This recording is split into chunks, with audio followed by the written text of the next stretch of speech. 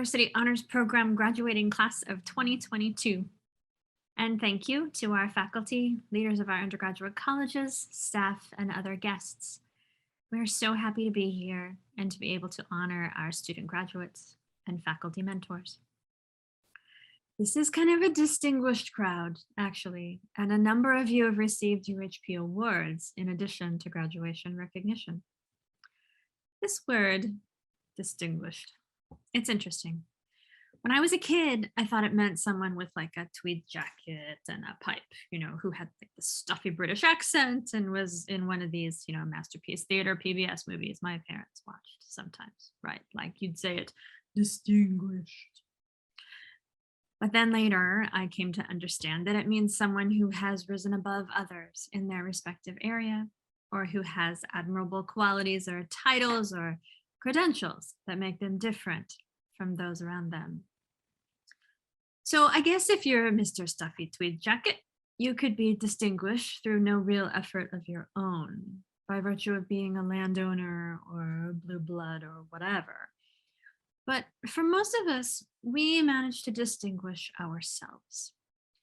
As faculty, we wouldn't be here if we hadn't done that, and if we weren't still doing that pretty much on an ongoing basis. And for students, certainly graduating with honors from a world-class university is an enviable type of distinction. But for you students in particular, UHP program honors isn't just about GPA. It's not a numerical distinction. It is a distinction that says you had a unique experience. You got good grades, certainly, but you also engaged in deep discussions in small classes. You served your communities, you participated in research, you conceived of, executed, and completed a senior project with mentorship from faculty, but largely on your own initiative. That's significant, and it sets you apart from most other graduating students at UC Davis, even those who also got really good grades while they were here. You are, in fact, distinguished. So each year, in whatever year since its founding, UHP students have been distinguished in this way because we designed the program to support this type of growth and distinction. Your time at UC Davis and in UHP, however, class of 22, has been particularly different than any class before because of how the last 3 years have unfolded. Starting in spring 2020, well, really finals week of winter 2020, your classes went remote due to the COVID pandemic. In 2021, most, if not all, of your classes were remote. And this year, most of your classes were probably in person with maybe a few remote classes thrown in the mix. But then there was that super fun first 5 weeks of winter quarter where we all hunkered down due to the Delta surge.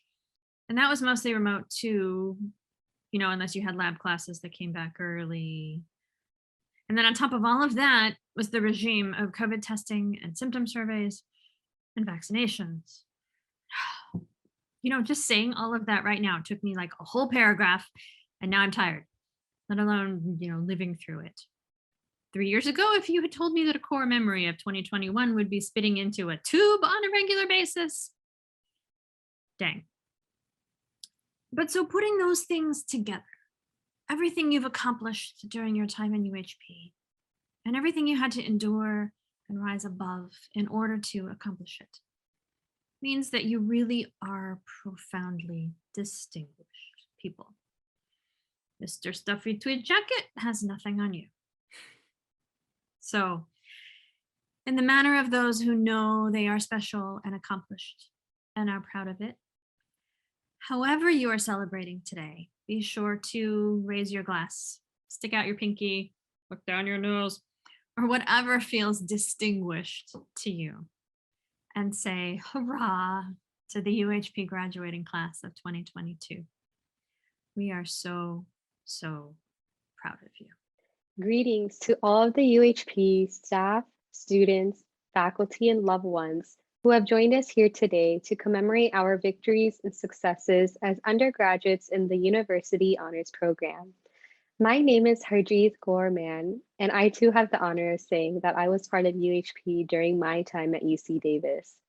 My journey into UHP was not the typical route which most of you traveled on. The majority of you were invited to the honors program in your admissions letters to UC Davis. However, my very first interaction with UHP was through the Honors Math 17B course offered winter quarter of 2019. My high scores in Math 17A opened this opportunity so that I too could join all of you in taking the smaller size course. This was my very first exposure in UHP, and it pushed me to find a way so that I too could join UHP, so that I too could be in these honors courses and meet peers who were just as passionate about learning as I was. I viewed UHP to be a doorway to opportunities that would help me grow and develop, not only as a learner, but also as a leader, a community member, and a research scholar. And UHP has done much more than just that for me. I have met so many amazing people, including faculty, peers, and advisors, who have been there for me along the way in this journey. I was admitted into UHP through the on campus admit program. And although I was not able to get to know all of you, I am definitely not alone in experiencing that sense of separation.